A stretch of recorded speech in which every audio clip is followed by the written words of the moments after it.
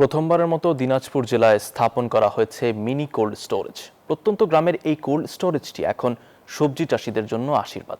Solar বিদ্যুৎ চালিত এই কোল্ড স্টোরেজ সবজি মজুত করা যাবে দীর্ঘদিন। সরকারের কাছে আরও কোল্ড স্টোরেজ স্থাপনের দাবি কৃষকদের।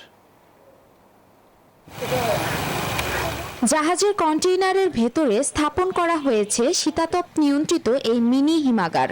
দিনাজপুরের চিরিরবন্দর উপজেলার দক্ষিণ পলাশবাড়ি গ্রামে কৃষকদের সবজি সংরক্ষণের জন্য হিমাগারটি স্থাপন করেছে সরকার।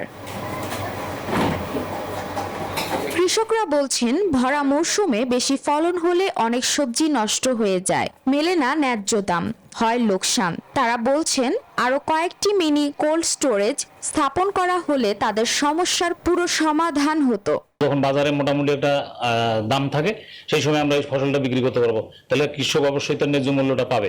সরকারের কাছে বিনীত আহ্বান জানাচ্ছি, যাতে এরকম আরো 2-4-5টা আমাদের এলাকায় দেওয়া হয়। তো আমাদের এলাকায় মিনি কলেস্টার যদি আরো 5-7টা 10টা হইতো তাহলে আমাদের উপকার হইতো। সোলার বিদ্যুৎ চালিত এই কোল্ড স্টোরেজ পরিচালনায় বাইরের বিদ্যুৎ কম প্রয়োজন হবে বলে জানান এই কর্মকর্তা।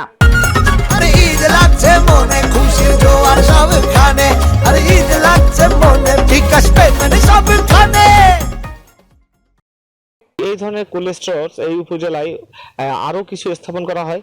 এখানকার প্রান্তিক এবং ক্ষুদ্র কৃষকরা লাভবান হবে এবং সবজি চাষে আরো আগ্রহ প্রকাশ করবে। এই মিনি হিমাগারে প্রায় 8 মেট্রিক টন সবজি সংরক্ষণ করা সম্ভব।